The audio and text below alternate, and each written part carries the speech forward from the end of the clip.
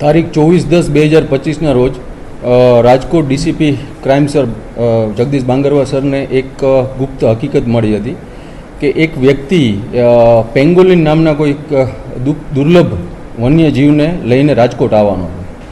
પેંગોલિન નામ અમારી પાસે પણ નવું હતું, જેથી અમુક વન્ય અધિકારીઓને પૂછતા તેમને પણ પોતાના કેરિયરમાં આ પ્રાણીને ક્યારેય જોયેલ ન હતું. શરૂઆતમાં અમને લાગ્યું કે આ માણસ કોઈ ચીટિંગ કરવાના અર્થે અહીં આવતો હશે, પણ એક વન્યજીવના સંરક્ષણનો પ્રશ્ન હતો, જેના અનુસંધાને રાજકોટ શહેર એસઓજી પીઆઈ SM જાડેજાની ટીમની રાહબરી હેઠળ એક ટીમ બનાવવામાં આવી. ત્યારબાદ એસઓજી PSI VK ઝાલાની ટીમ દ્વારા આ વ્યક્તિને રાઉન્ડ અપ કરવામાં આવ્યો. એ વ્યક્તિની થોડી કડક પૂછપરછ કરતાં તેને જણાવ્યું કે ગીર સોમનાથ જિલ્લાના ઘાંટવડ ગામે આ પેંગોલિનને એક ઓરડીમાં રાખેલ છે. ત્યારબાદ PSI VK ઝાલાની ટીમ દ્વારા અને ફોરેસ્ટ વિભાગના અધિકારીઓની મદદ લઈ આ પેંગોલિનને ત્યાંથી રેસ્ક્યુ કરવામાં આવેલ છે. અને બીજા બે આરોપીઓ બીજલ જીવાભાઈ સોલંકી અને દિલીપ વિયાભાઈ મકવાણાને પકડી વધુ કાર્યવાહી અર્થે વન વિભાગને સોંપવામાં આવેલ છે.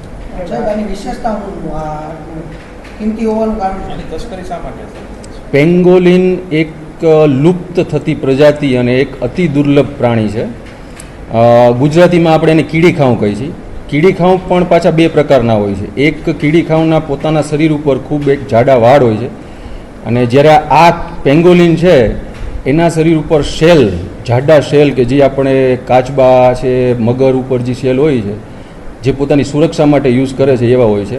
આ શેલની ઇન્ટરનેશનલ માર્કેટમાં ખૂબ જ મોટી કિંમત હોય છે. આ શેલનો પાવડર બનાવી તેને અમુક કન્ટ્રીઝમાં અમુક દવાઓમાં યુઝ કરે છે, અને જેના લીધે જ આ એક લુપ્ત થતી પ્રજાતિ છે.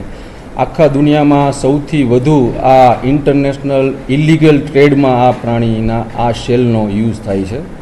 અને સાઇટેસ એ convention on international trade in endangered species of wild flora and ફોનામાં સ્કેડ્યુલ 1માં આ પ્રાણીનો સમાવેશ થાય છે. અમુક તમે કદાચ જૂના ફોરેસ્ટ અધિકારીઓને પૂછશો, જે 15, 20 વર્ષથી રિટાયર્ડ થઈ ગયા, એમને પણ પોતાના આખા કેરિયરમાં આ પ્રાણીને સ્વતંત્ર વિચરતું જોયેલ નથી. આ લોકો અહીંયા આવી ટ્રેડ ડીલ કરવા જ આવ્યા હતા.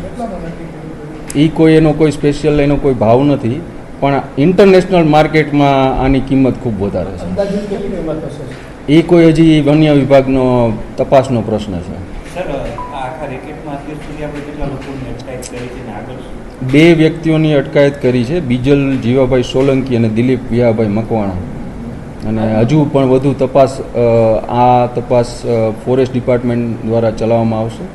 અત્યારે અમને માહિતી મળી છે પ્રાથમિક, તો આ બંને આરોપીઓના 5 દિવસના રિમાન્ડ પણ નામદાર કોર્ટે મંજૂર કરેલા છે. ધનતેરસના દિવસે આ પ્રાણી એમને જંગલમાંથી મળી આવેલું હતું.